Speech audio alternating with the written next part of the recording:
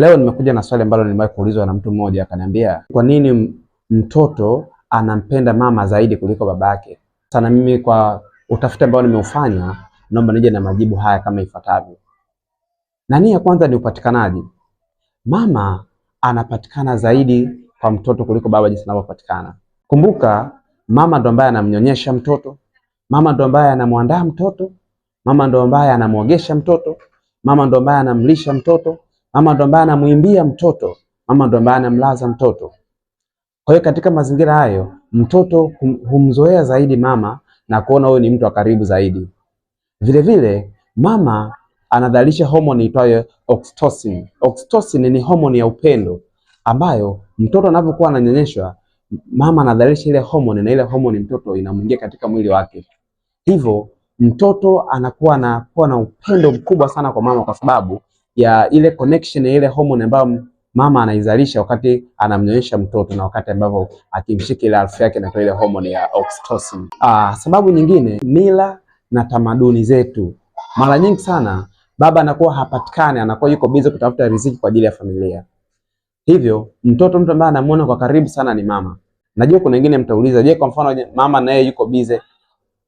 Mtoto ambaye analelewa na dada wa kazi anampenda pia dada wa kazi zaidi kuliko anavyodhani, kwa sababu ni mtu ambaye anapatikana na anampatia mahitaji yale ambayo yeye anahitaji kwa wakati huo. Vile vile baba kupewa majukumu ambayo yanaelekeana na ukatili. Kwa mfano, baba akiwa hayupo, mtoto anaweza akafanya kosa. Akifanya kosa, mama atamwambia, "Subiri babako akirudi nitakusemea." Na baba akirudi kweli anapewa ile taarifa, mwanao alifanya kosa na kosa hilo kutokana pengine linakuwa kubwa, baba atamwadhibu. Na akishamwadhibu, mama yule yule ambaye alimshtakia mtoto kwamba kuna kosa amelifanya, atamuita, mwanangu njoo jamani, mwanangu pole, pole jamani, huyu tena mate, huyu jamani."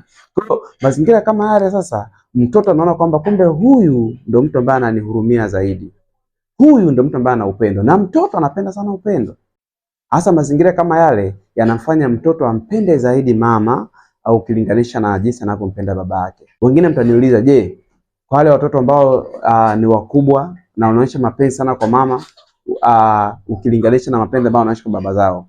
Swala ni moja. Mara nyingi sana mwanaume sio mtu wa kushare sana matatizo au migogoro ya kifamilia.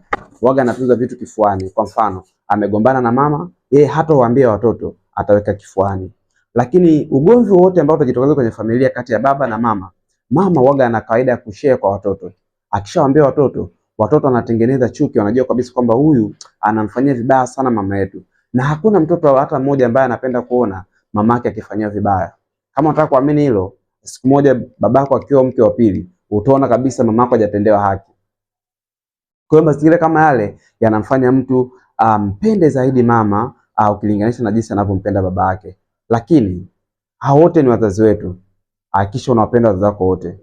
Lakini kumbuka, dunia ambayo tunaishi ni dunia ambayo haijawahi kuchoka kumfundisha mwanadamu. Kwa lazima tujifunze, na hatuwezi kukataa kujifunza kwa sababu dunia haijawahi kuchoka kumfundisha mwanadamu.